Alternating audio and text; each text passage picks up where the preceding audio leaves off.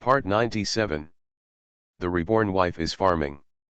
Author, Yu Yuzu. Chapter 963.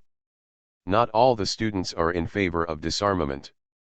Since it is a debate, it is natural that there are people who hold the opposite point of view. Among the students of the Imperial College, more people are neutral and do not express their views on this for the time being. Only some people were jumping up and down clamoring for disarmament, and a small number of people strongly opposed it, but the 10 student representatives had never expressed their views on this before. These 10 people can be selected as student representatives. They are excellent in themselves, they are representatives of their class, especially the 2 poor students. Their appeal among the poor students is very large, because there are many officials, the children of the rich and powerful. The most inferior family conditions are those who come from a relatively wealthy family of farming and studying, so their poor family children are relatively weak among them, and naturally they prefer to hold groups. First of all, the selection of student representatives this time is because Kawasaki Jiju intends to cultivate them. As for the other student representatives, even if they don't have the appeal of those 2 people, their words are still very effective. Their opinions on this public opinion incident caused a sensation in the Imperial College. The debate was unprecedentedly fierce and completely one-sided. The 10 people not only relayed the Emperor's words, but also conducted in-depth discussions on the matter. Although they went first to ease the relationship with Dajin Zixia, and the border gate also opened up trade discussions, Dajin and Zixia still occupied a large area of their Daki land. On that piece of land, their Han brothers and sisters are still living a miserable life of third-class civilians. Dachi is really relieved to disarm at this time and open the door to Dajin and Zixia. If Dajin and Zixia go south and east again, and the reduced army is unable to resist, who will bear the responsibility? Can the students and officials proposing disarmament afford the consequences? It is completely nonsense to say that the military merits of Rong Junking were piled up with the money from the treasury. Who doesn't know that Rong Junking's military merits were accumulated in the previous dynasty to defend against Dajin and Zixia soldiers? He is defending against foreign enemies, not to mention that he has never used the treasury. Even if he used the money from the treasury, it is a matter of course. After digging through the old accounts, everyone discovered that although King Rong had 1/2 of Daki's country, he did not take it from the officers and soldiers of the previous dynasty, but from the Zixia people and bandits.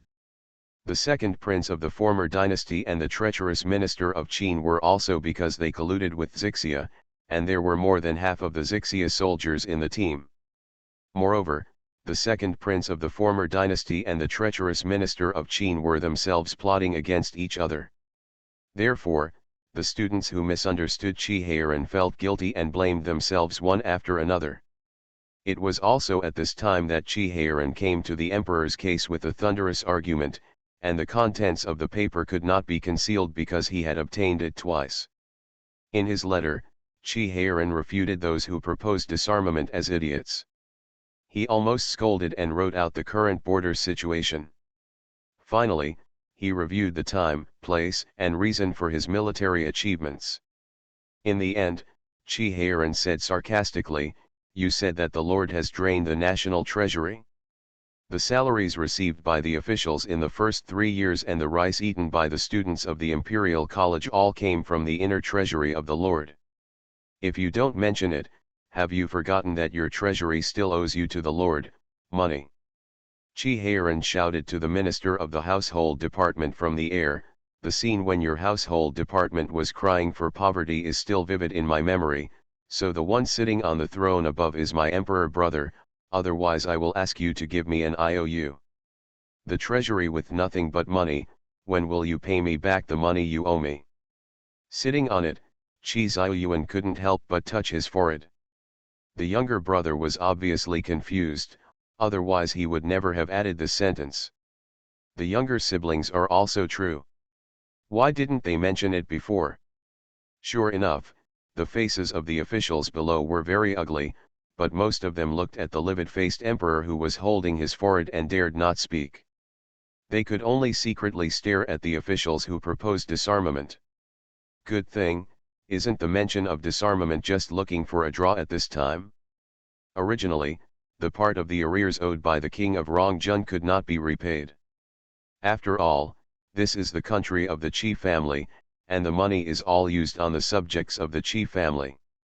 But when the king of Rongjun mentioned it, it is reasonable to pay back the money, because the treasury does not intend to ask for money from only one person, even if that person is the younger brother of Emperor Daki.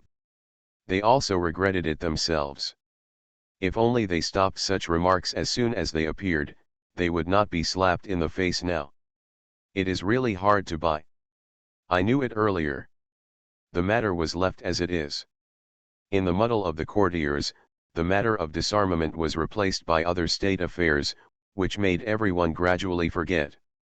It is difficult to search because there are many people talking about it, and it is difficult to find it, but now that the rumors have subsided, it is easier to find it.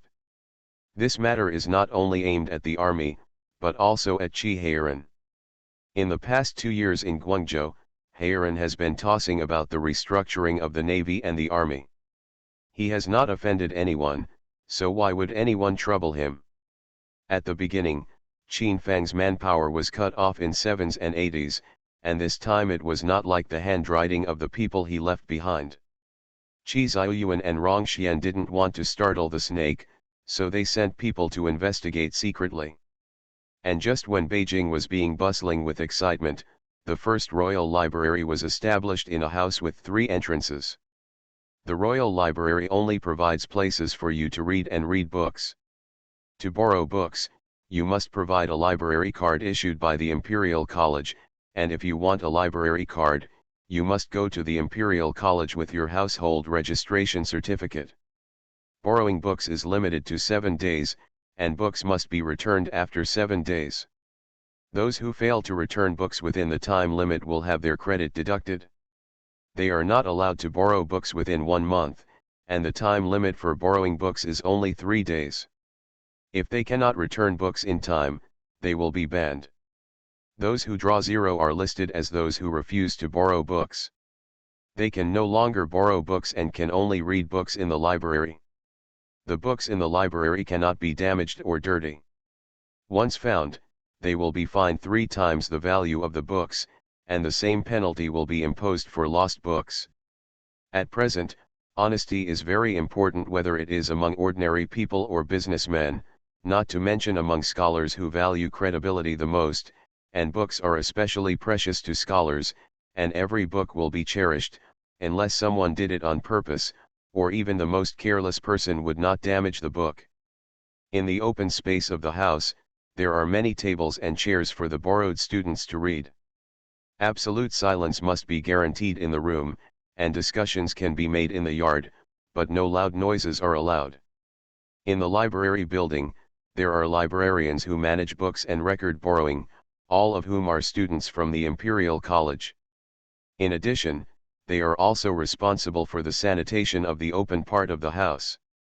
Many people have started the first time in their lives after coming here. Sweeping the floor for the first time, pruning the branches for the first time. There is no way, the emperor said, this is also a good opportunity for them to exercise, and this opportunity was snatched by them.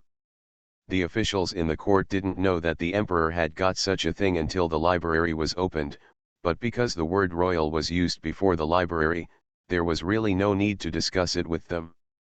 After seeing the scale of the royal library, they all shook their heads slightly.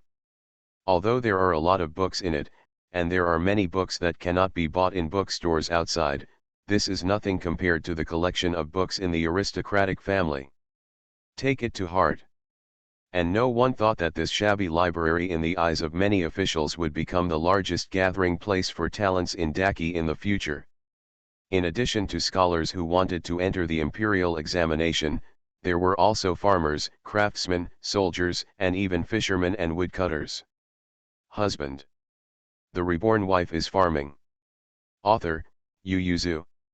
Chapter 964. Xiaobao was a little distressed, he said to his second younger brother who followed him closely, will you wait for me in the palace?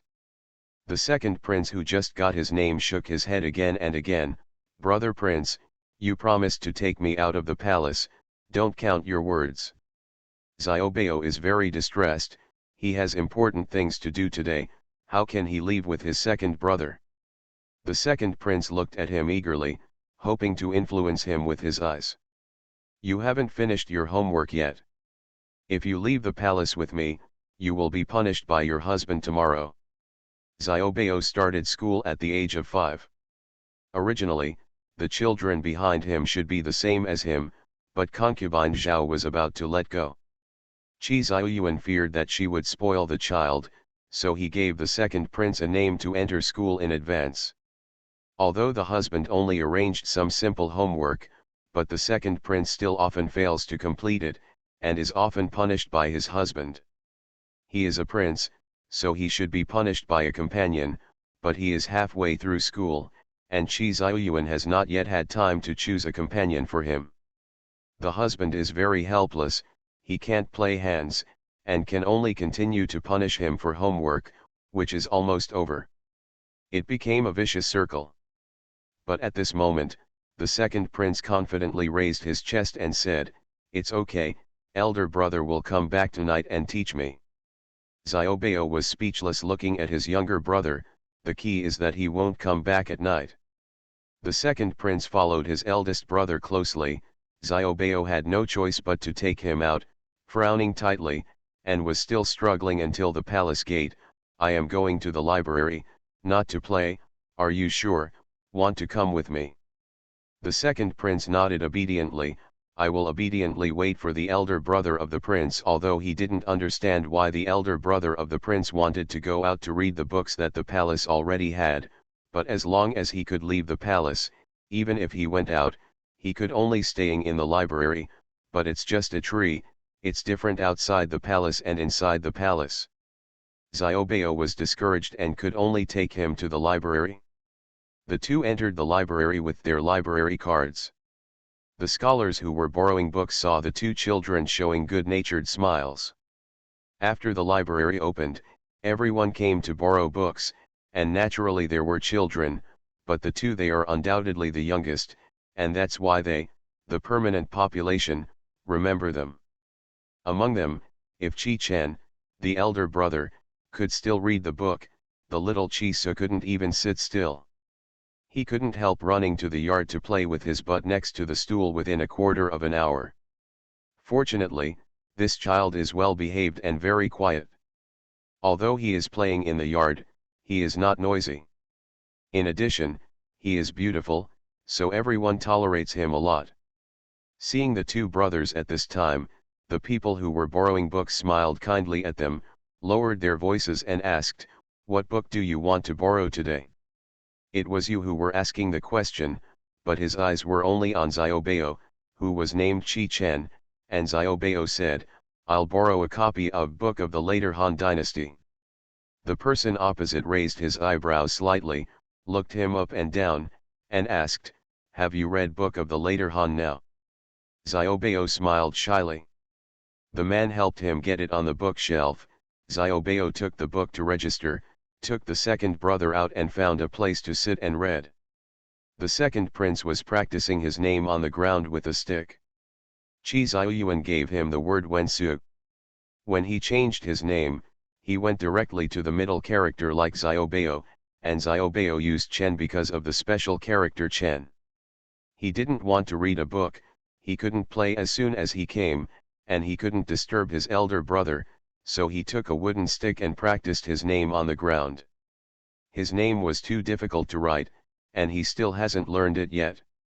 The second prince looked down at the name he had written, pursed his mouth slightly, and couldn't help asking the prince's elder brother, "Brother, you said me and father, will father agree to change the name?"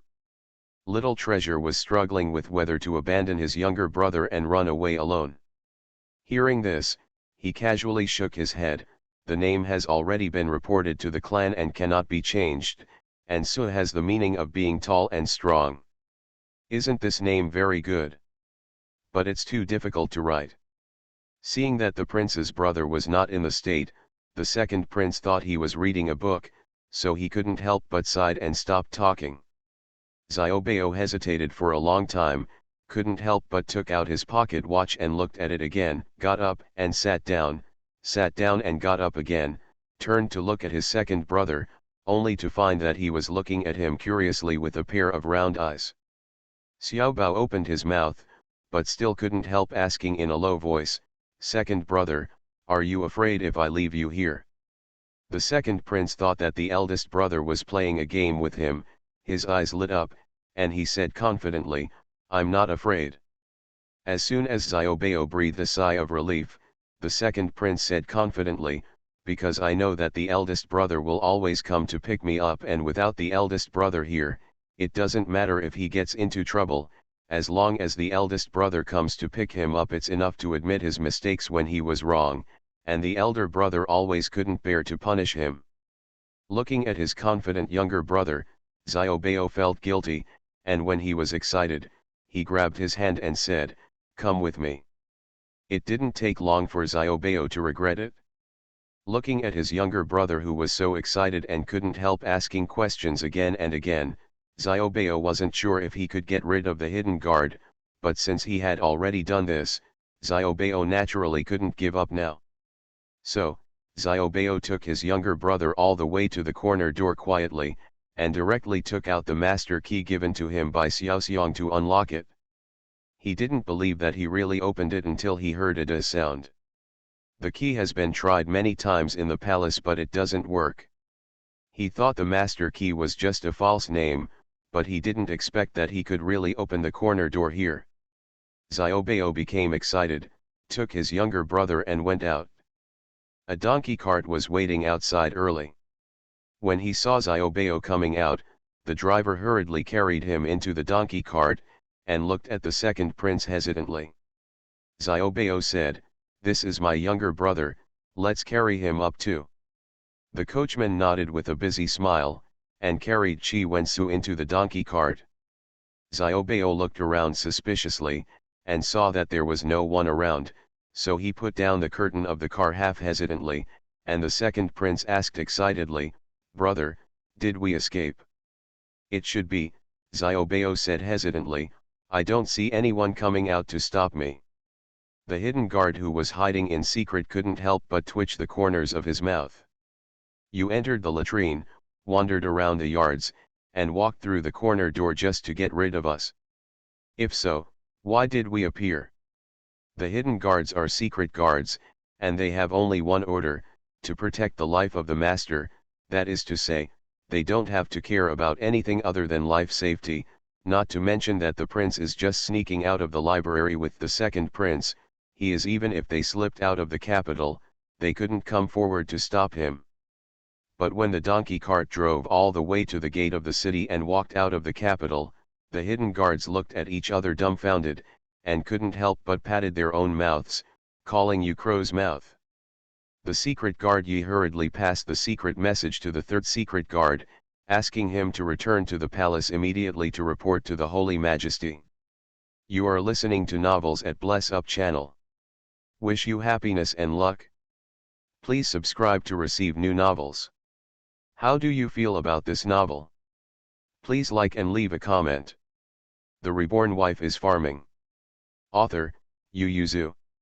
Chapter 965. Qi Xiaoyuan stood up from the chair at once, glanced at the hidden guard kneeling in the middle hall, and then sat back slowly. He digested for a while before asking, "You said His Royal Highness took the second prince out of Beijing?" "Yes." Qi Xiaoyuan rubbed his thumb and index finger together, and his first instinct was, that kid escaped. After a while, he realized and asked, "Which city gate did they go through?" "East City Gate." Qi Xiaoyuan understood in an instant, he couldn't help grinding his teeth, and ordered, "Send an additional team of hidden guards to protect, don't disturb them yet." Qi Xiaoyuan paused and said, "Take the Imperial Physician Wu from the Imperial Hospital." When the dark guard left, Qi Xiaoyuan said softly, "Come out." The leader of the dark guard who was guarding him came out of the darkness and knelt respectfully on the ground. "Go and find out the identity of the coachman." Why did he help His Royal Highness? The leader of the Dark Guard retreated. Chi Xiaoyuan sat alone in the study for a while, remembering what Xiaobao asked the night before when he came to ask to sleep with him. Father, if I do something wrong, will you punish me? Chi Xiaoyuan smiled and said at the time, of course, you will be punished if you do something wrong. Then will you beat me? Suppressing by force is the most inferior education method. Chi Xiaoyuan felt that Xiaobao had always been well behaved. He thought he would not use this method, so he told him with certainty, no, father will reason with you. Xiaobao hugged Chi Xiaoyuan's waist at that time, and said with tears in his eyes, then father promised me that if I make a mistake, you should not get angry, let alone get angry, lest you will ruin your body.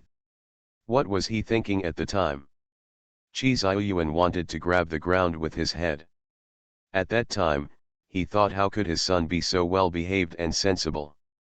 Chi Xiaoyuan's eyes flickered coldly. He thought, if his son was in front of him at this time, he would definitely say to him, son, come here, father will promise not to kill you. Chi Xiaoyuan sat and ground his teeth enough, and then went to the East Palace with a dark face. When Eunuch Wan saw the emperor walking out with low pressure, his heart trembled in fright, and he hurriedly followed behind him respectfully with his head down. Speaking of which, the emperor is a relatively gentle person, except when it comes to Prince Rong and Dukan, the emperor rarely to be so emotionally exposed. Is this someone blindly impeaching King Rong and Dukan? Eunuch Wan followed behind the emperor in confusion, and it took him a while to realize that this was the direction to the East Palace. Chi Xiaoyuan went straight into his son's bedroom and began to rummage through the box where he kept his letters. Eunuch Wan, who was waiting, was terrified like a stormy sea. The emperor who always loved the prince even searched the prince's bedroom. What kind of treason did the prince do? Because the emperor didn't say what he was looking for, Eunuch Wan could only follow behind him sweating profusely to help him tidy up the messy things. Mr. Wan felt that something was wrong. Although the emperor's face was black and his eyes were full of anger, he was not hostile. Moreover, if he really wanted to search the prince's bedroom, he should call the guards instead of doing it himself. Eunuch Wan is relieved, as long as there is no drastic change in the palace. He began to follow the emperor to pack his things with peace of mind. Chi Xiaoyuan searched for a long time, and finally found a box in a hidden compartment on a bookshelf. Chi Xiaoyuan didn't care about his son's privacy, so he took out the letter and put it on the couch, and took the top letter. Come on, there is only one sentence on it, are you ready?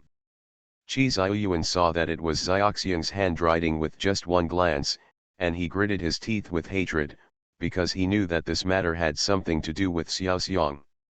From top to bottom, he calculated the approximate time based on the regularity of receiving one letter a day, and quickly found the letter he wanted from the pile of letters.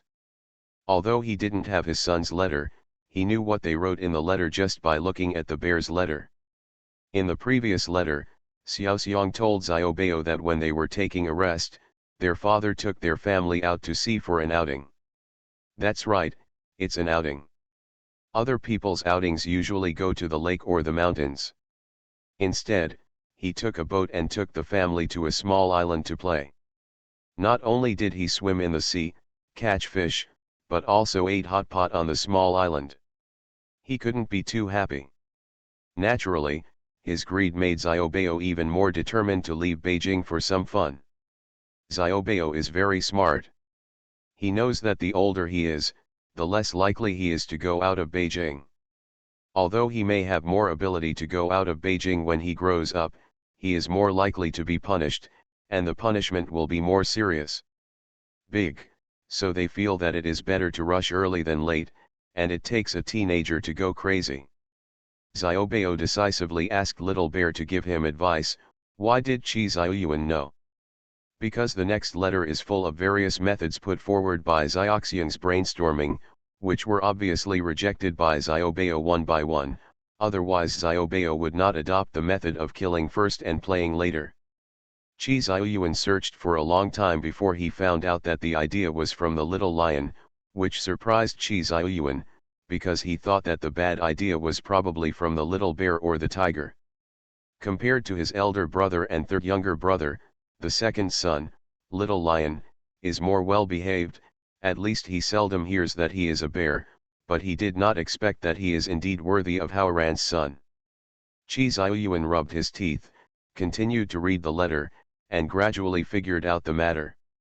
Little Xiong worked together, and everyone gave Xiaobao a lot of ideas, such as, begging for permission to roll around with the queen, going south on the pretext of missing his uncle and aunt, another example, making great achievements, begging to go south as a reward, and some hunger strikes to ask for permission.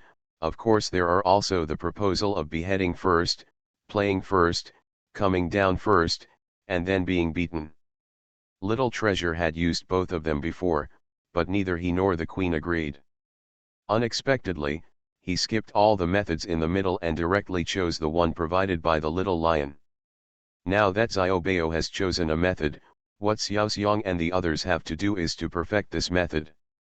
Not to mention, the four children, continuous experimentation and improvement really allowed them to find a good method. First of all, Xiaobao is out of the palace. This is simple, he can go out of the palace every time he rests. Secondly, Little Treasure had to get rid of the attendants who were following him and not make them suspicious in a short period of time. This was impossible before, but it is not difficult now. Because of the opening of the library.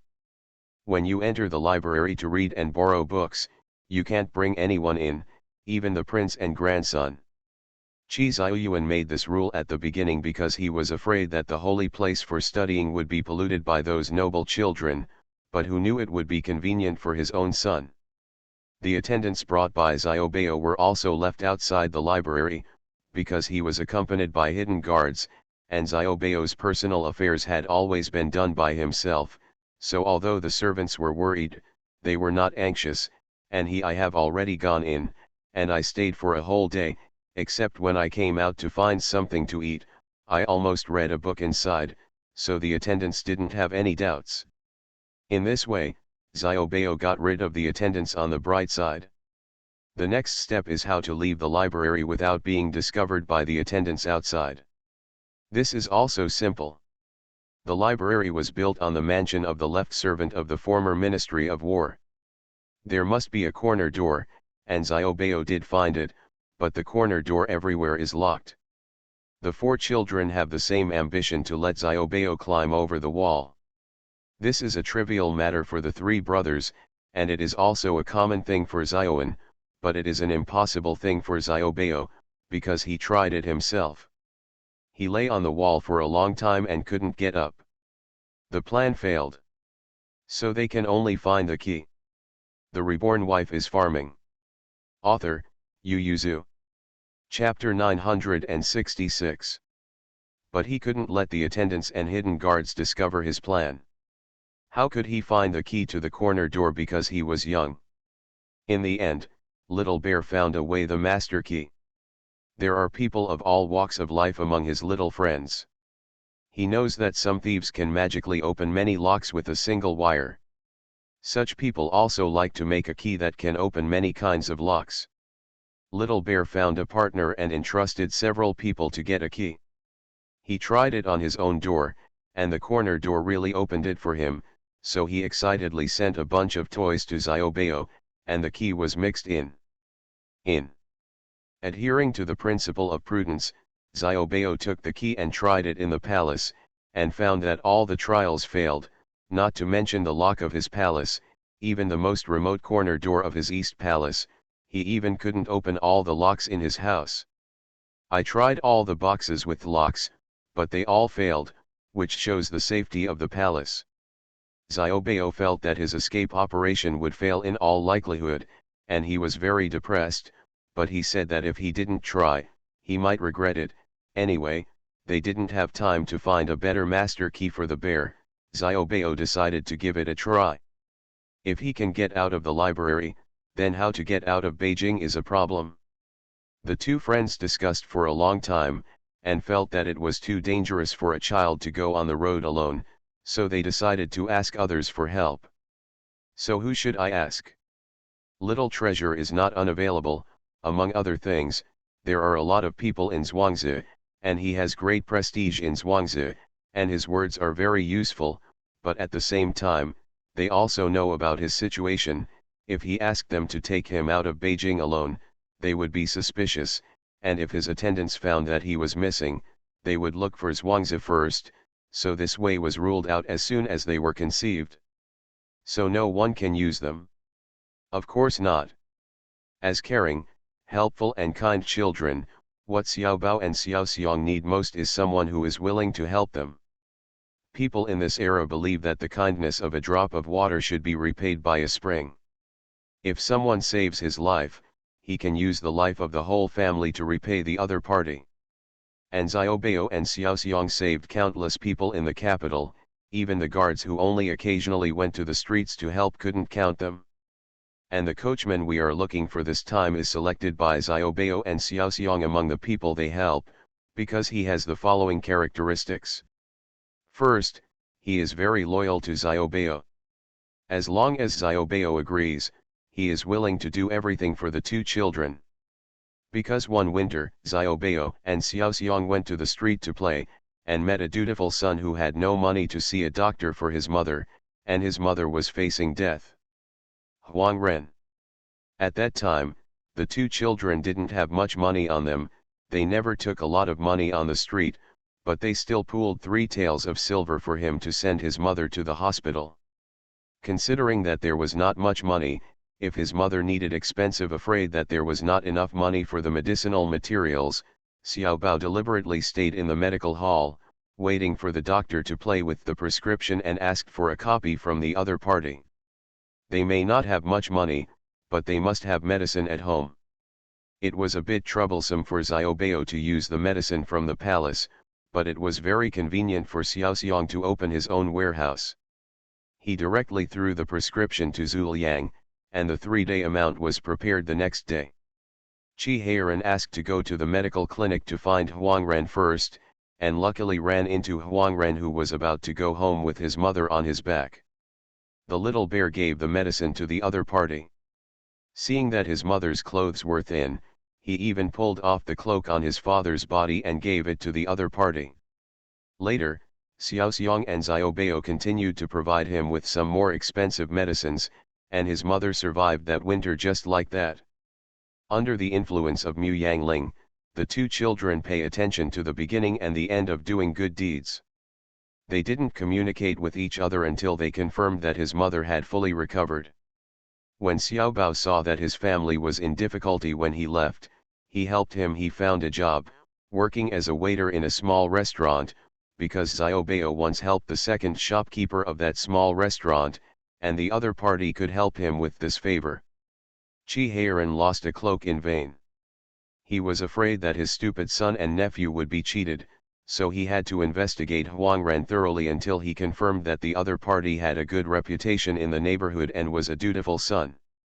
Then he let the children go to do good deeds.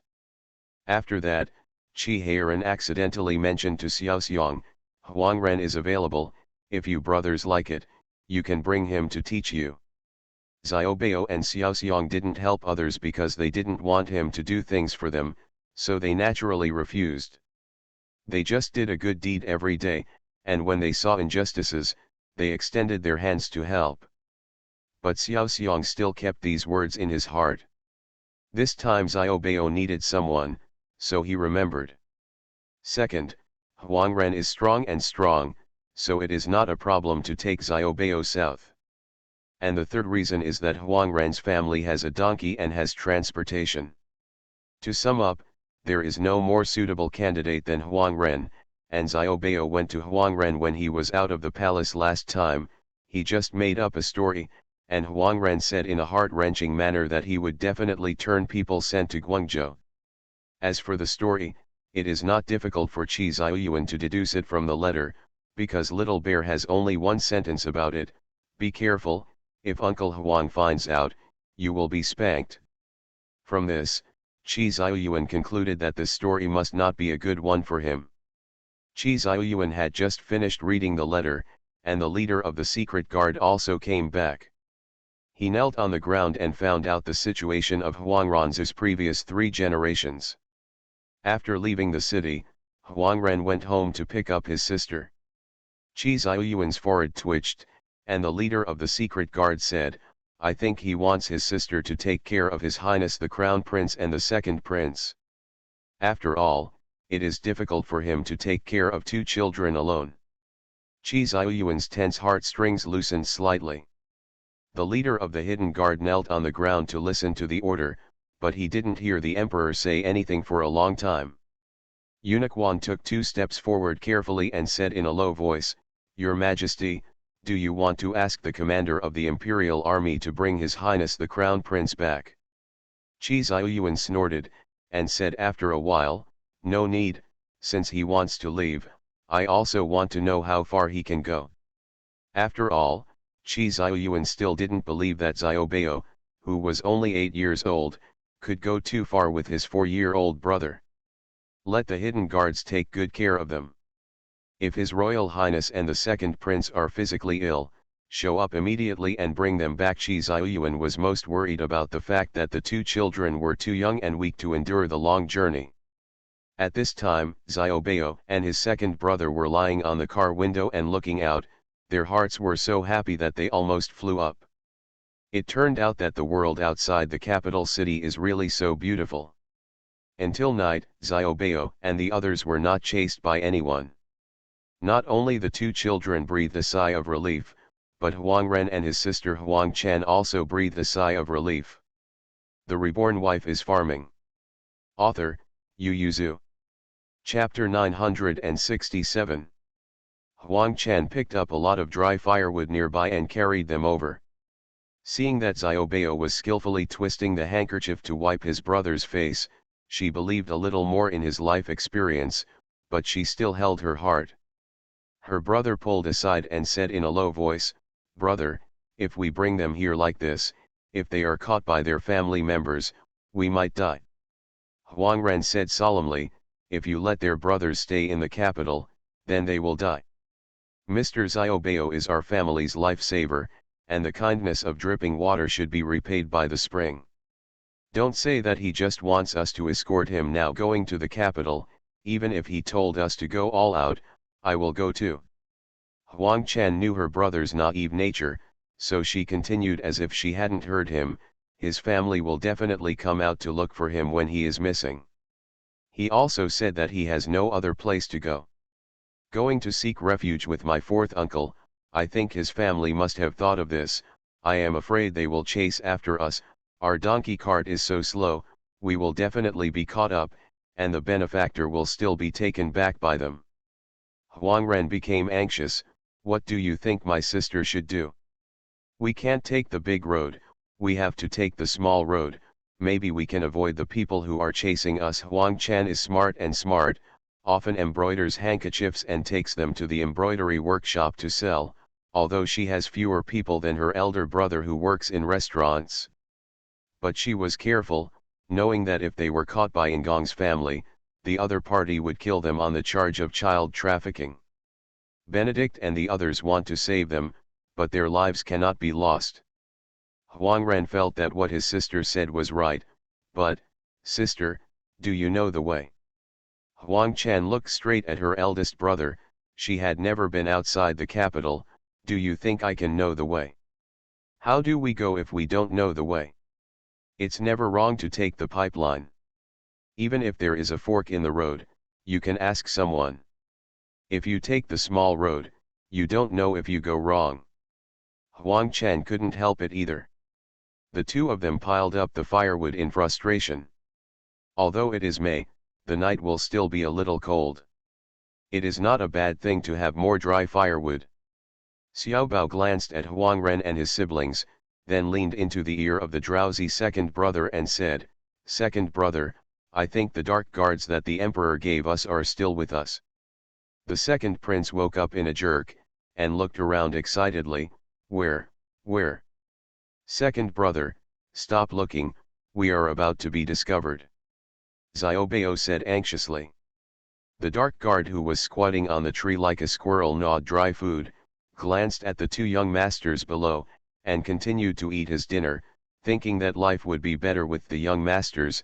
After all, his scope of activities was the palace, plus the harem being managed very well by the empress. There are no tricks and schemes used on the little masters, so their task is to watch the play, watch the play, watch the play. Change shifts to eat when the time comes. Life should not be too comfortable. Even if the little master takes a bath every 5 days, it will be a little harder, but it doesn't matter. Just go out to see the scenery and change your mood. Isn't it just eating dry food for 2 days?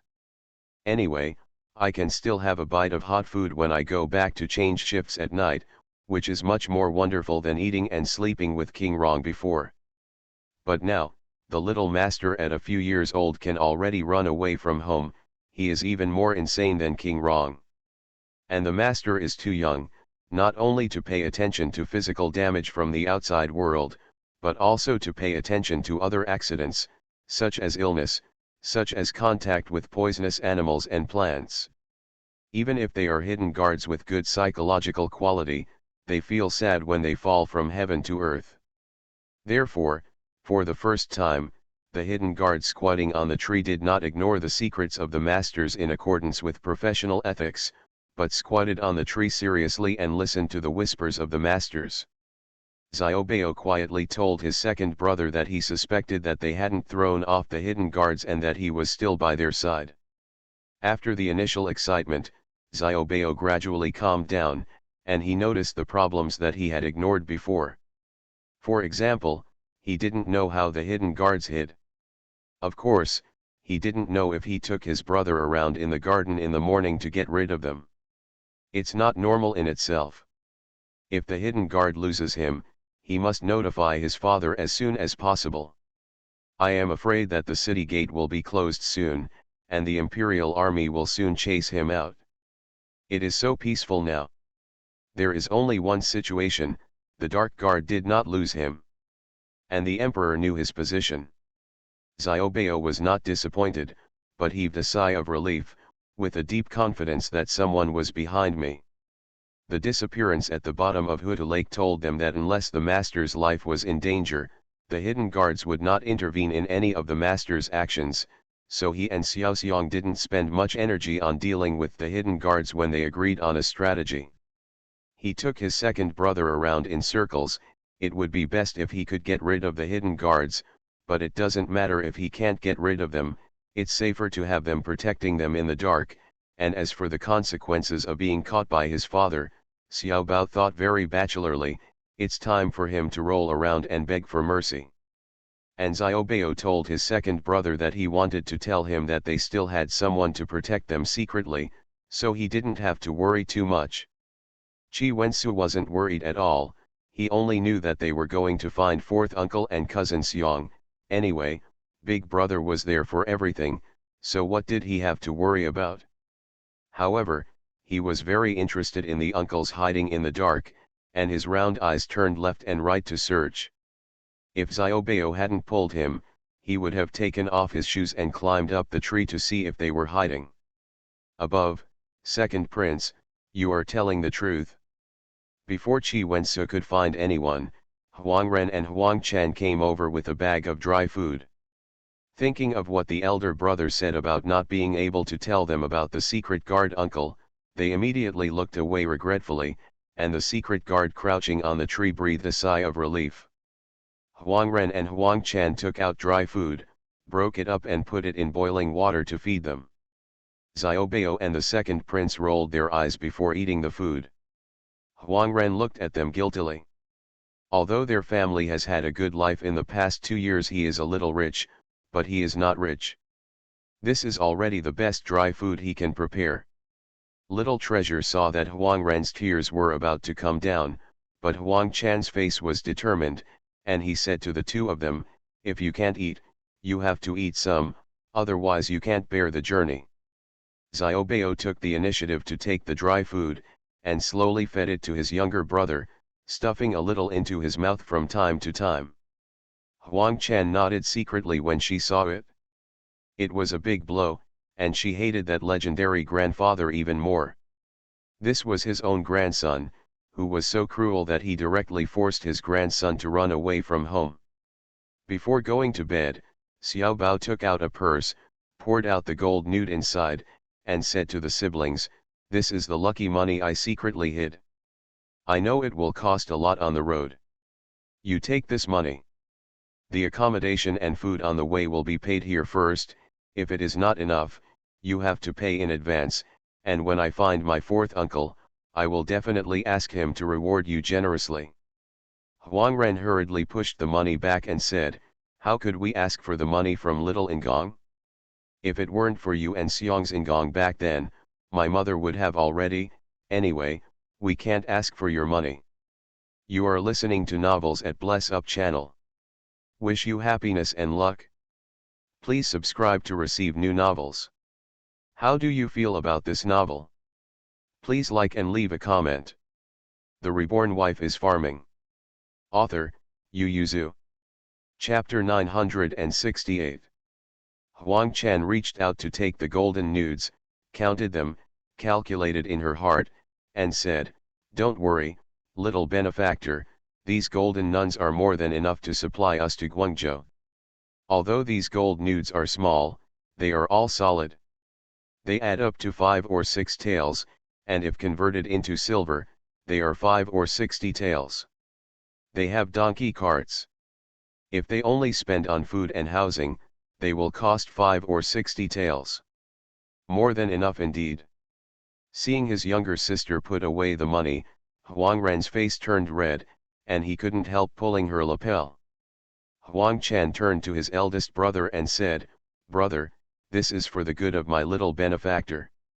We don't bring much money, Gong and Ngong's younger brothers are still young, we can't let them suffer as much as we do." Huang Ren didn't object. Xiaobao breathed a sigh of relief. In fact, he didn't hand over all the money. He still had several scattered banknotes on him for self-defense. Since he made up his mind to leave Beijing, money is such an important thing. How can something not be prepared? Huang Ren and Huang Chan didn't know, they thought that the little benefactor was in trouble, and it was hard to come up with so much money. Because they had money, they walked more easily on the road, and because they were afraid of getting lost, they did not take the small road in the end, but no one came to Xiaobao for 3 days in a row. The Huang grandbrothers and sisters looked at the two brothers with more sympathy. The family gave up. They didn't even find anyone. But Xiaobao was even more sure that his father must know about his going south to find his fourth uncle. Does this mean that he agreed to go south? Xiaobao was overjoyed, and calmed down a little nervously. He began to take his second brother to pay attention to the scenery along the road. Sometimes, when he heard that the scenery in a place was good, he would ask Huang Ren to take them to see it in a donkey cart. Glance. The hidden guards who followed them were very speechless. Huang Ren worked hard, and Xiao Bao did what he said, but Huang Chan looked at Xiao Bao gradually full of suspicion. This was not at all like fleeing to find his uncle to save his father. But before she could think about it, the second prince, the youngest child in the team, proposed to take a day off. The second prince's eyes were almost closed. He pulled his elder brother's sleeve and said, "We'll just stay here for a day, I'm so tired." Looking at his sleepy younger brother, Xiao Bao felt distressed and immediately asked to stay for one more day. Huang Chan was worried about the family and couldn't help saying, "Little benefactor, if you persist for 2 more days, we will arrive in Guangzhou in 2 days. They have been out for 10 days, and the capital city doesn't know what's going on, and Xiao Ngong's family members don't know if they will come to their house." Xiaobao said solemnly, "But my brother is tired, so if we arrive late every day, we will be late. Let's rest well." My fourth aunt said that in this world, apart from the righteousness of the nation and the love of parents, nothing is more important than the body. Huang Chan twitched her lips. After 10 days, she had vaguely sensed that something was wrong, so she couldn't help reminding him, "Little benefactor, Isn't your father still locked up by your grandfather? Aren't we going to find your fourth uncle to save you, father? Ah, Xiaobao came back to his senses, and quickly said, yes, but the poison of a tiger does not eat its children. My grandfather will not do anything to my father even if he doesn't like it. At this time, my younger brother is the most important thing. You can see that my brother can't even open his eyes. During this time he only slept for 3.5 hours a day. We used to sleep for 4.5 hours at home. Huang Ren also stood by Xiaobao's side, grabbed his sister and said, I know you're worried about mother, but little benefactor's younger brother is so young, it's very rare to be able to drive such a long distance without crying, but now it's about taking another day off. Then if their grandfather came to our house. No, Huang Ren said confidently, I made an agreement with my mother before we came. As soon as we leave, she will live at the third aunt's house. No one in our village knows that we have a third aunt. Huang Chan breathed a sigh of relief, and looked at his brother in surprise. He never expected that the simple-minded brother would play tricks sometimes. The hidden guards hiding in the dark also took a surprised look at Huang Ren, and then felt that this man was barely useful, and if His Royal Highness the Crown Prince accepted him into the East Palace in the future, there would be nothing wrong with it. The four discussed it properly, and found the best inn in this small county to stay. Qi Wensu still slept with Xiaobao. Seeing that his younger brother fell asleep as soon as his head touched the pillow, Xiaobao hurriedly asked Xiao to fetch a bucket of hot water, and then pulled him up, taking a bath before going to sleep. It's so comfortable. The second prince opened his eyes in a daze, and Xiaobao clumsily stripped him naked and put him in a wooden bucket to bathe him. After drying his younger brother and putting him on the bed, he was soaked, so Xiaobao simply wanted a bucket of water to take a bath for myself. The two brothers fell asleep on the bed in a mess, and they slept until their stomachs rumbled with hunger before waking up.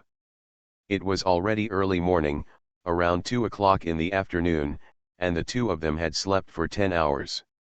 The second prince lay on the window looking out with sparkling eyes, and said excitedly while drooling, "Brother, let's go out and eat delicious food." Xiaobao also felt hungry and uncomfortable, nodded, put on his clothes, and took his younger brother's hand to find Huang Ren and his sister. Huang Ren brothers and sisters woke up early, seeing them coming out to order food for them. Huang Chan turned a blind eye to the eager eyes of the two children, while Huang Ren said softly, "Little Ngong, you are young, and you are tired from the journey. It's better not to eat the food from the stall." Before he came, he specifically asked the doctor about the precautions for children on the road, and this was one of them. Because he was afraid that his little benefactor would not be acclimatized, he even dug a handful of hometown soil outside the Earth Temple. Although the health of the two young masters was unexpectedly good, apart from being a little tired from the journey along the way, he didn't even have a headache, but he didn't want to relax, and he was about to arrive in Guangzhou, so he didn't want any accidents. Xiaobao and the second prince looked outside regretfully, but it may be because they are away from home, they are not acting like a baby. Huang Chan only thinks that they are well bred, because children as old as them, not to mention being spoiled and raised, even in the countryside, they sometimes roll around and cry to buy. The secret guards were also surprised by these performances, and they recorded them in books and sent them to Qi Xiaoyuan's case. Qi Xiaoyuan looked at these records with mixed feelings, feeling sad and relieved. His sons are so good, but after leaving him. After Qi Xiaoyuan received another letter from Fei Ji, he sighed and said, "Let's inform King Rong." He never told Heiran about the two children running away from home, just because he was afraid that Heiran would take someone back to look for him. His purpose of seeing where the two children could go would be impossible, but now the two children are only 2 miles away from Guangzhou. The journey of one day, at this time, thinking about their return to the capital will no longer show. In this case, let Heiran pick them up, and make it easier for them to travel for the remaining 2 days. Therefore, While Xiaobao and the second prince were asleep, Fei Jie sent the letter from the capital to Guangzhou. Book. Before Qi Heiran finished reading the letter, a loud shout came from the study. Qi Heiran rushed to the fan mansion next door with a wooden stick, chased the 4 children and beat them. The reborn wife is farming. Author, Yu Yuzu. Chapter 969. Qi Heiran really beat them up this time. He grabbed the 4 children and raised the wooden sticks to beat them. He was afraid that the children would be damaged if he didn't have the weight of the weapon, so he threw away the wooden sticks and hit the palms directly. After a while, the sound of 4 children crying and howling came from Fan's residence. Xiao Xia was walking back and forth anxiously.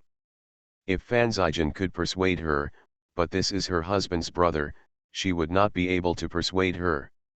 She could only anxiously say, "Uncle, calm down first, don't be angry." Body.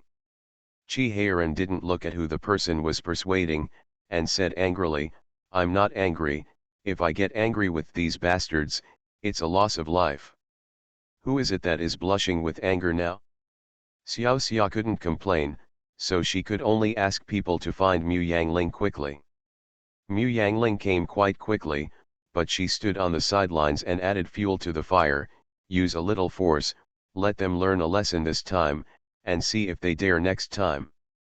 At this moment, Qi Heiran was holding the little bear, and when he heard the thought of his 2 little nephews who were still on the way, he hit him even harder, hitting his ass with a slap.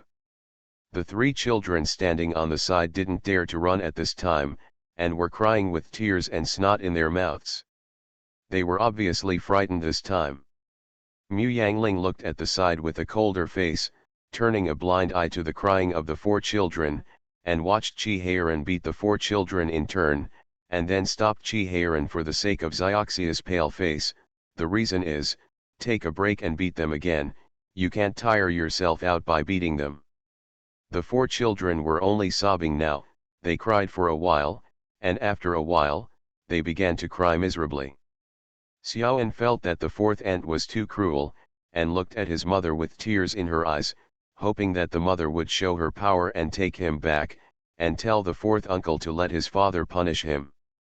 Xiao Xia really wanted to speak, but looking at the livid-faced 4th uncle, she couldn't. She felt that the 4 children must have caused a big disaster, otherwise how could the 4th uncle, who always loved the children, suddenly become so angry? The 4th uncle was not as angry as today when a few children had accidents when they went swimming. Fortunately, Qi Heiran stopped and didn't want to beat him anymore. Xiao Xia glanced at Mu Yangling with a cold face, and said after consideration, "Aling, I'll let my servants take them down, for punishment." She wanted to say about taking medicine, but after thinking about it, she changed the word. Mu Yangling nodded. Xiao Xia hurriedly waved at the girl and woman behind her. A group of people rushed up and pulled the 4 children down, for fear that the prince would rush over and beat them up again. Seeing that there were no servants nearby, Mu Yangling took out a handkerchief and wiped the cold sweat off Qi Heiran's forehead, and asked, "What trouble did they cause?" As soon as these words came out, even Qi Heiran felt embarrassed, not to mention Xiao Xia's, and couldn't help asking, "You don't know what trouble they caused and let the master beat them hard? When did you ever beat a child like this?" "They must have done something lawless," Mu Yangling said firmly, "not to mention that the most taboo thing to teach children is to beat one person and coax the other. Let them know that if they are wrong, and no matter who they turn to, they will not be able to ask for mercy, lest they will be lawless in the future." Qi Heiran glanced at his wife with complicated thoughts, and said in a secret voice, "They conspired with Xiaobao to plan to leave the palace, and Xiaobao brought his second brother with him when he came out." Mu Yangling's eyes widened, and Qi Heiran continued to transmit the sound transmission, "Don't say anything beforehand, I'll set off to pick up people in a while, and then you declare to the outside world that we quarreled about the child. I live in the study. Don't talk to me tomorrow. The Navy office asked for leave. If someone came to look for it, you should be annoyed and say that you don't know where I am. Zijin is not at home now, when he comes back at night, you should tell him, clean up the room quietly, and don't let the news out. Mu Yangling understood what he meant. If the news about Xiaobao and the others leaked out, someone might assassinate them. Her internal strength was not enough to support her secret voice transmission, so Chi Heiran could only nod her head repeatedly to show that she understood. Chi Heiran turned around and left. He had to set off immediately to pick him up. This scene fell into Xiao Xiao's eyes, but it was very strange. She thought that Chi Heiran was angry with Mu Yangling, and was about to comfort her, but Mu Yangling turned to her and gritted his teeth, "Come on, let's take a look, go some bastard." Mu Yangling strode into the house. Xiao Xia could only keep up. The four children were lying side by side on two couches with their buttocks up. When they saw the adults coming in, they all looked at them aggrievedly. Xiao Xia's eyes were full of pity, while Mu Yangling stared back fiercely at them. Reached out and patted little bear's buttocks, and asked, "Does it hurt enough?" When the wound was touched, the little bear yelled. Mu Yangling's hand that had already left came back, pulled out his buttocks and twisted it hard. The little bear bit the pillow tearfully, not daring to yell again. Mu Yangling snorted and went to see the other three children. The third child immediately lay obediently on the couch, not daring to move. Only then did Mu Yangling say to the servant, "Take off their clothes and put medicine on them, and guard the yard. No one is allowed to go out, and no one is allowed to come in." The prince punished them to shut up and think about their mistakes. Without his order, these four will be killed. You are not allowed to go out. If you don't look down on them, the prince is not good at interfering in the affairs of the Fan family. Your country's prince will punish you. The servants all shuddered. Although they were not servants from the mansion next door, they knew how the prince and concubine handled things. Don't look at the prince's bluff, but as long as he got too angry, it would be fine. Speaking of the four masters of the two mansions, the ones who are most likely to be fooled are the prince and their wives. It's either a board or a monthly fine.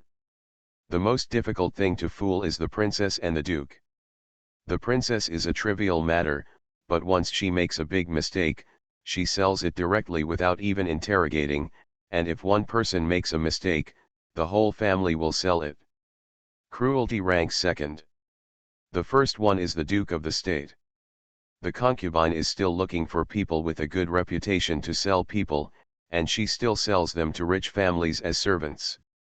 Do coolies in the mines. So the servants responded in fear, guarding all the exits of the yard, strictly guarding against death, and no one was allowed to enter or leave. People in the kitchen brought food and drink, and there was a small kitchen in the yard with all internal organs. Even if you don't go out, there will be no hindrance in your life. Xiao Xia looked at Mu Yangling in surprise. This was the first time Mu Yangling gave an order on her territory. Mu Yangling took her hand and led her to the side room in the yard. The door was opened by Xiao Xia. Nurse Xia, the wet nurse, was guarding with her maid, and Li Chun was guarding at the window. Only then did Mu Yangling tell her what the four brats had done in a low voice, and said in a low voice, "The prince has already gone to pick up the man at this time, and according to the distance, he should be able to come back later." Xiao Xia was horrified, her lips moved, and she said after a long time, "These children are really lawless. If something happens to His Royal Highness on the way, we..." Xiao Xia felt that Wang Ye's beating was too light. The Reborn Wife is Farming. Author, Yu Yuzu. Chapter 970. Brother, I'm hungry. Kid Chi Wensu looked at Xiaobao eagerly. Reluctantly, Xiaobao found a food box from the luggage at the side, opened it, and there were pastries neatly placed inside. The noble second prince quickly pulled out a piece from it and stuffed it into his mouth, saying vaguely, "It's better than the one in the palace. It's delicious. I bought this from a dim sum shop in a small county town. Of course, it cannot be more delicate and delicious than the ones in the palace, but the two children have suffered a lot in the past 11 days, let alone dim sum." The hot steamed buns they bought at the stalls were all more delicious than anything they had eaten before. Xiaobao ordered the dim sum inside, and said, "You have already eaten 3 yuan today, and you can't eat it. We will only arrive in Guangzhou tomorrow, so we have to save some for tomorrow." The voice was neither too loud nor too loud, and just happened to be heard by the people in the donkey cart nearby, who immediately laughed and said, "Young master, don't worry about your brother, the weather is fine today, and based on the current distance, we can still reach the county town in the evening. When the time comes to make up for what is lacking, the further east you go, the more prosperous this place is. Sometimes even if you don't meet a county town, you can also supply something if you encounter a town or a larger village." Huang Ren heard the words and said hurriedly, "Brother Taiwan is also going to Guangzhou." The merchant smiled and said, "Everyone on our way is going to Guangzhou." He pointed to people who were riding donkey carts like him, or even had horse-drawn carts, and said, "Have you seen them? They are all merchants who come to Guangzhou to buy goods. The strong feet are from looking for work in Guangzhou." Huang Ren glanced back and breathed a sigh of relief. It turned out that I was looking for a job. I met so many people on the road. I thought there was some natural or man-made disaster recently, but it scared me. Seeing that he had a Jiangnan accent, the merchant knew that he was from another place. Because he was a businessman, and based on the principle of making friends, he asked the waiter to walk the donkey cart side by side with the other's cart, and said in a low voice, "Brother, how about this? It's rare to see, but there are quite a few people who have gone to Guangzhou recently. If you're lucky, you can work as a clerk in a shop in Guangzhou City, or you can find a job in the wharf if you're lucky, or you can join the army if you're unlucky. Killing pirates is said to make a lot of money." When the 2 children in the car heard about their 4th uncle, they got out of the car and sat on the shaft of the car, asking, "Si, Rongjun Wangfu is so powerful, do many people follow him?" The merchant saw the 2 exquisite and beautiful children, his eyes flashed with surprise, and he quickly nodded and said, "Of course, who doesn't want to do it with the prince? Not only those feet, in fact, most of our merchants here are also going to the palace. Most of the foreign goods are it was all divided up by the big businessmen, and very little leaked into our hands, but the Wangfu is different, they can't monopolize the products produced by the glass workshop and the watch workshop of the Wangfu, and these 2 things are very popular in the interior." The merchant asked with a smile, "The 2 young masters don't look like they are here to do business and play in Guangzhou City, are they here to visit relatives?" Huang Ren hurriedly said, "Exactly. My surname is Huang, and this is my younger sister. We brought our young master to Guangzhou City to look for my 4th master." This is what everyone said before. "Brother Huang," the merchant said with a smile on his face, "my surname is Ten, and I have traveled to and from Guangzhou City 5 or 6 times, so I can be considered half acquainted. If you don't mind, why don't you go with me? This road is very lively." It can be said that it has been the most crowded road since Huang Ren left Beijing. He was worried all morning. Now that there are people walking, he is naturally happy. Anyway, the main road is here, and there are people all over the place. He wasn't afraid of Merchant Qin doing bad things, and he could take care of him more if he had a companion. So Huang Ren readily agreed. Merchant Qin treated them a little more intimately. Seeing the 2 children eagerly wanting to hear the story of the Rongjun prince, he sat on the wheel of the car and told them the story of the Rongjun prince wreaking havoc in the bandit den. Except for 2 or 3 of these stories they have heard from Little Bear, they don't know the rest, and the folk version is very different from Little Bear's. The 2 children were startled and nervous when they heard it. Even the Huang Ren brothers and sisters were fascinated by what they heard, and almost let the donkey cart go astray. Merchant Ten is very eloquent, and Xiaobao and the 2nd prince are also good at words, full of courage. After one morning, you ask me and answer, and the relationship deepens. Serve 2 children with meals. Kid Chi Wensu swallowed while looking at the food in the other party's food box, and tugged on his brother's sleeve.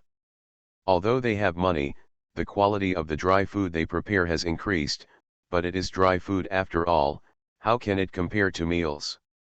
Xiaobao couldn't bear to reject his younger brother, so he looked at Huangren eagerly. Huangren hesitated, and Merchant Tan laughed and said, "Brother Huang, let the children come if they want to eat. I asked the people in the inn to prepare this in the morning. It is only on this road that I can prepare such things. One point, we also eat dry food, and the place is far away, and these things are not durable." Huangren agreed, and took out dry food to eat with his sister. Xiaobao and the second prince were sitting opposite Tan Keshang.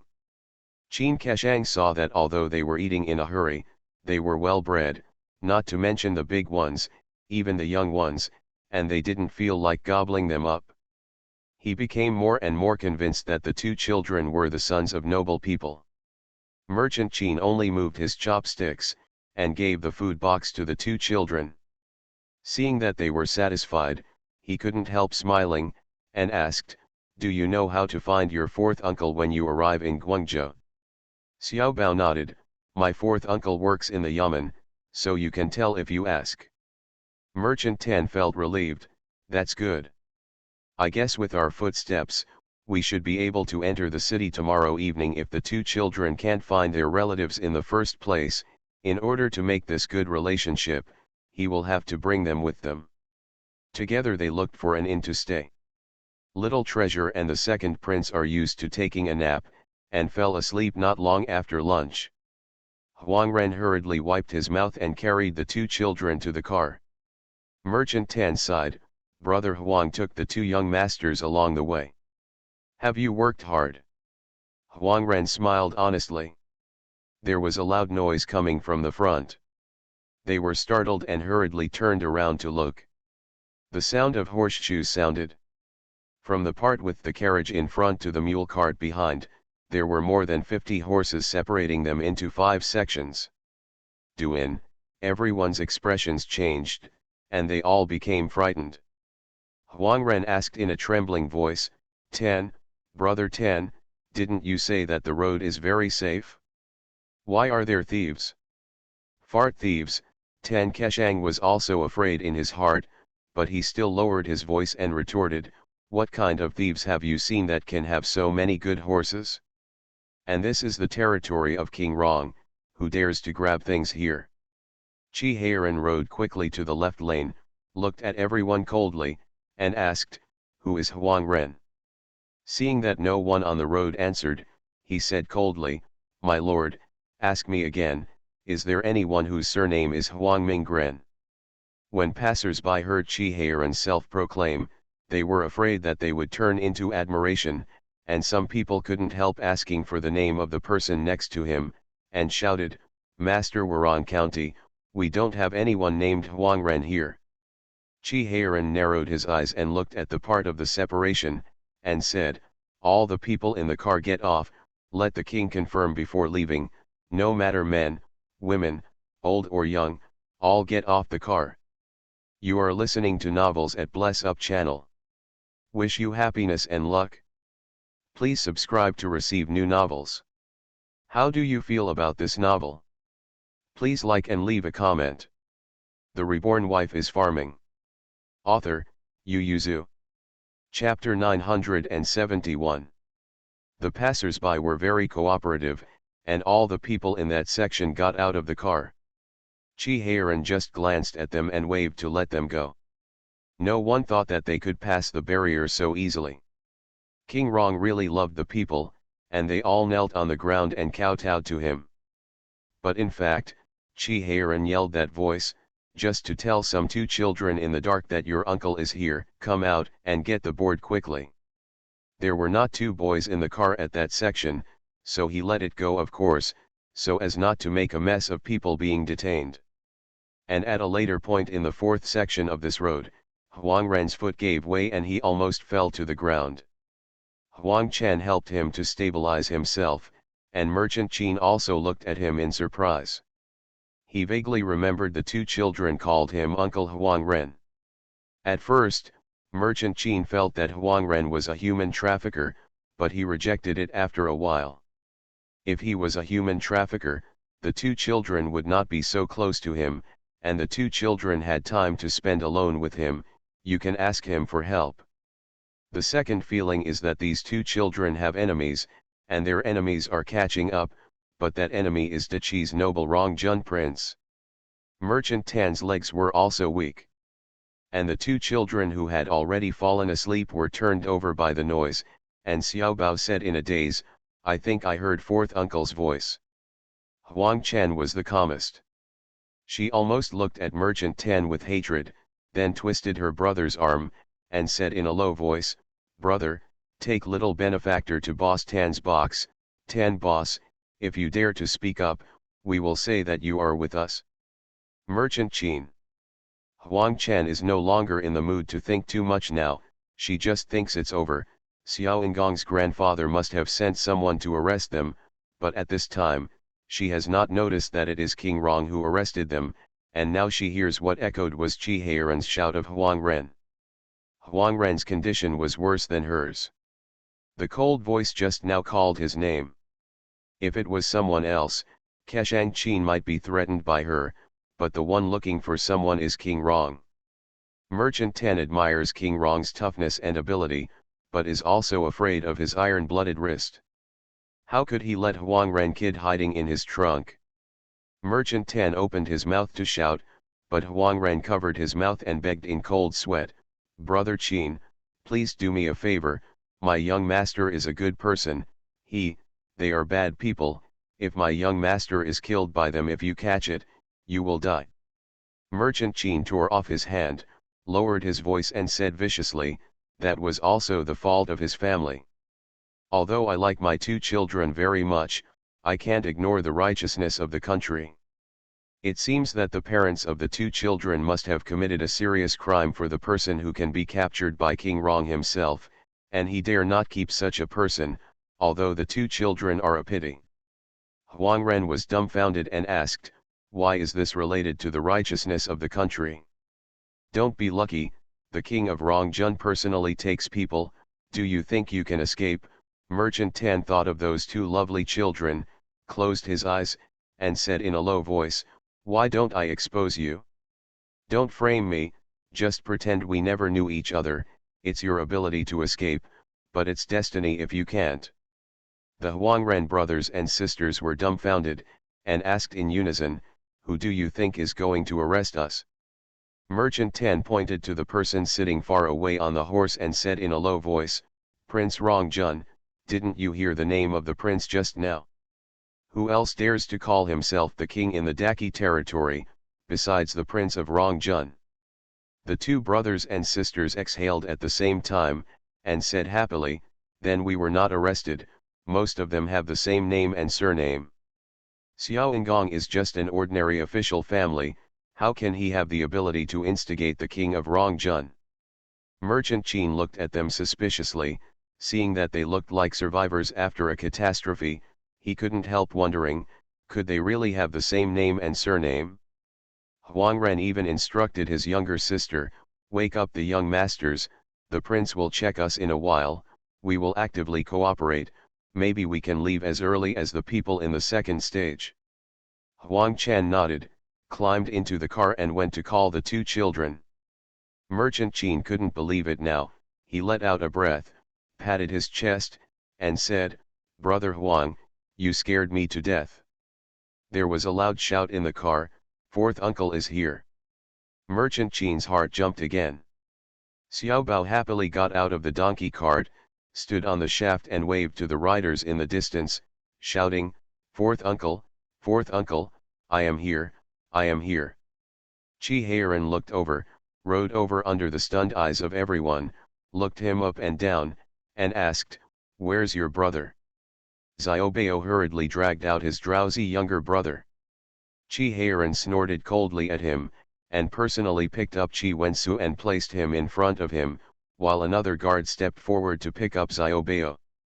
Qi Heiren glanced up and down at Huang Ren and Tan Keshang, and ordered the guards, Take them all and let's go.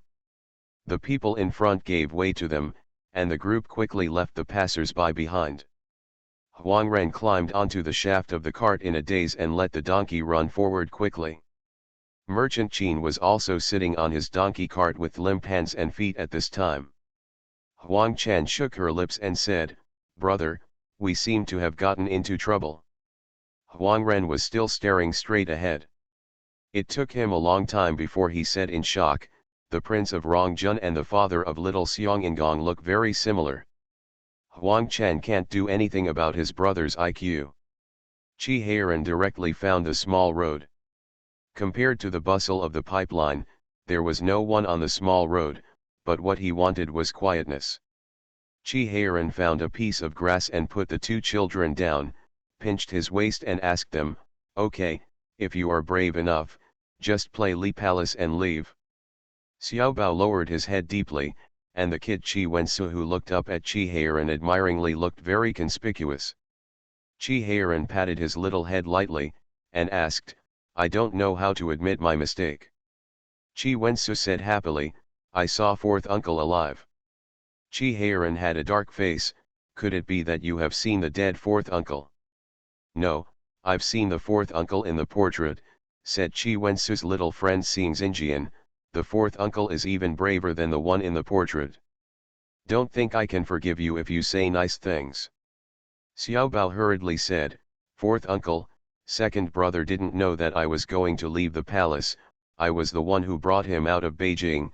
If you want to punish him, punish me." "Do you think I won't punish you?"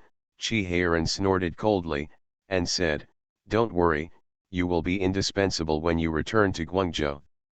Little Xiong and the others are leaving first and are lying on the bed waiting for you to join." Xiao Bao suddenly became worried, and wanted to ask Xiao Xiong what was wrong, but he didn't dare to ask when he saw his fourth uncle's face was dark. Chi Heiran pinched his waist and looked in one direction accurately, and said with a sneer, "Who made the rules for the hidden guards? I've already walked up to you, and I just didn't say a word. It's really impossible for me to find you over and over again? It seems that your rules have to be reset." The Reborn Wife is Farming. Author, Yu Yuzu. Chapter 972. Chi Heiran was very angry, because he was worried that the hidden guards would be brainless and would not show up if they didn't think their lives were in danger. Since the morning, he had to check every convoy he encountered, which wasted time, but the fact proved that his worry was right. Just now he tossed and tossed for so long, but the hidden guard did not show up. If it wasn't for Xiao Bao's howling voice, wouldn't he really have to check them out one by one? Don't know that time is precious? And the hidden guards hiding in the dark are also very aggrieved. You have started to investigate. Why do we have to inform you? It is not that I missed it.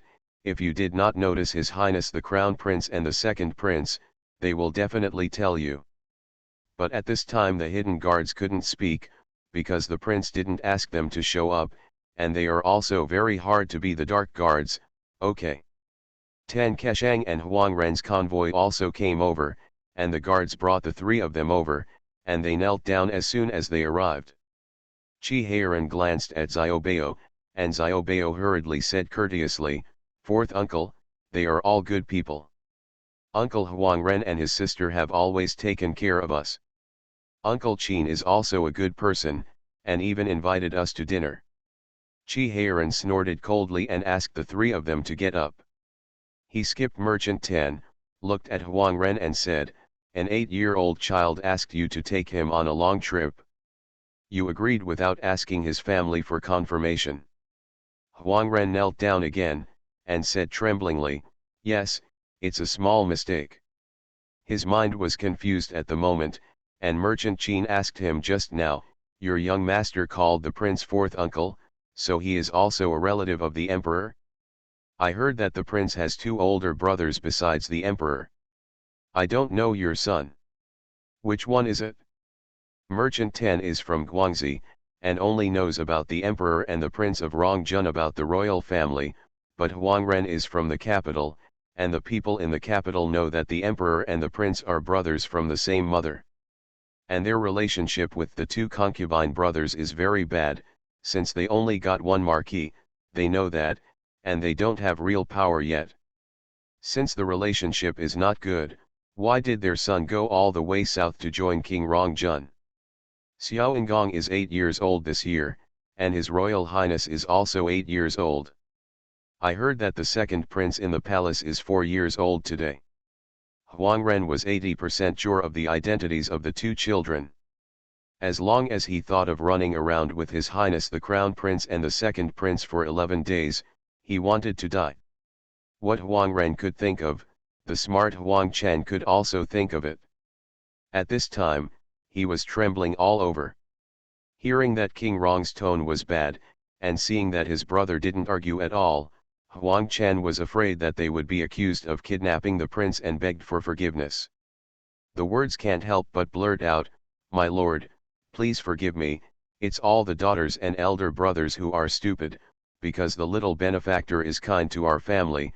He said he was in trouble, his grandfather doted on the concubine, and the little benefactor's father was imprisoned by the grandfather.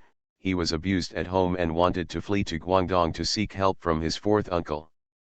My elder brother felt sorry for Xiao Ingong, and agreed to take Xiao Ingong to the south for fear that something would happen to him on the road, because Xiao Ingong temporarily brought his younger brother out. My eldest brother can't take care of two children by himself, so he brought them in with him. Chi Heiran's eyes widened, he turned to look at Xiaobao, and said word by word, "So your father was imprisoned by your grandfather?" Xiaobao lowered his head deeply, and whispered, "Fourth uncle, I know I was wrong."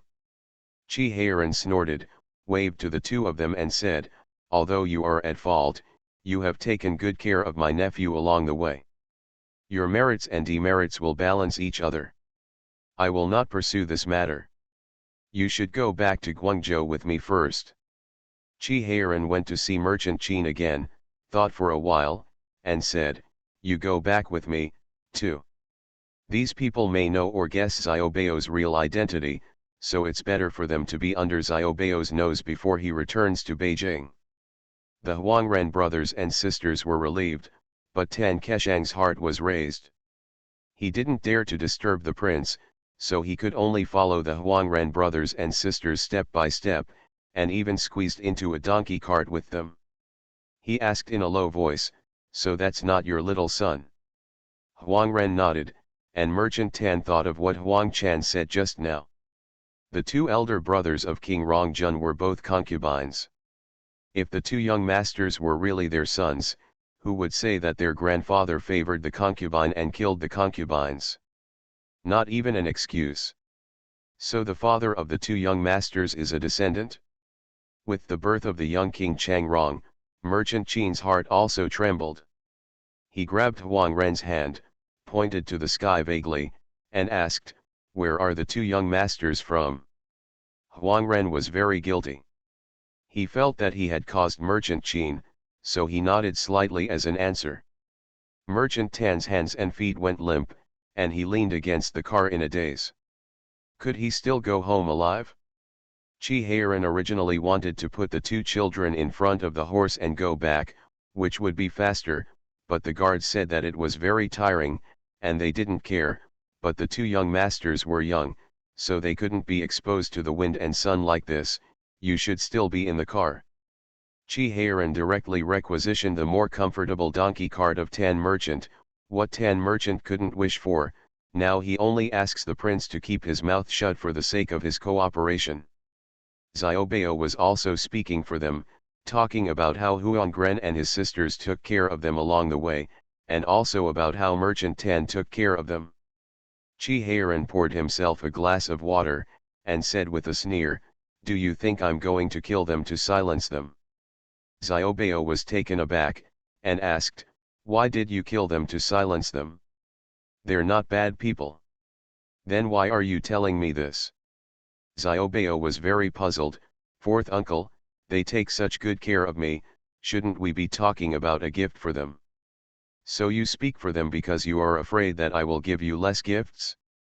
Chi Heiran's face was black, he poured a glass of water, and directly hugged the wobbly little Chi Wensu in his arms, and said, "These things will be handled by the people below, so you don't need to bother. Let's talk about your problems now. Tell fourth uncle, well, why did you leave the palace? I wonder if your father is worried." Xiao Bao lowered his head and said sadly, "I know, but I feel that if I don't come out again, I won't be able to go out of Beijing in the future. I may not even see the vast blue sea that little bear mentioned, which is as big as a house." Fish, a foreigner with yellow hair and blue eyes. Chi Heiran twitched the corner of his mouth and said, "You left the palace just to watch this?" Xiao Bao shook his head with red eyes. "No, Uncle Fourth, you don't understand. Even the atmosphere outside the capital is different from that inside the capital. It's like being locked in a room and restricted from going anywhere except this room, so once he walks out of that room, he will see the blue sky and white clouds, green grass and red flowers, all kinds of beautiful scenery can be seen, so that even the breath becomes beautiful. And there is another kind of person who usually lives in this room, but he can go out when he wants to, and stay in if he wants to be in, so even if he stays in the room for 10 or 8 years in a row, he won't feel bored and uneasy. Not good, because as long as he thinks about it, he can go out as soon as he lifts his feet. Fourth uncle, my current father and I belong to the first type of people, and you have always been the second type of people. What Xiaobao means is that you can't understand our pain." Chi Heiran opened his mouth wide and asked, "Then your father also wants to leave the palace?" Xiaobao pursed his lips, and said, "In 10 or 8 years, Emperor Father will probably also want to leave the palace. The atmosphere in the capital is too bad." Chi Heiran became worried. "Are you qualified to be the emperor like this?" The emperor couldn't sit still. This was a big problem. Obviously Xiaobao was the most well-behaved among the children. Why is he so rebellious now?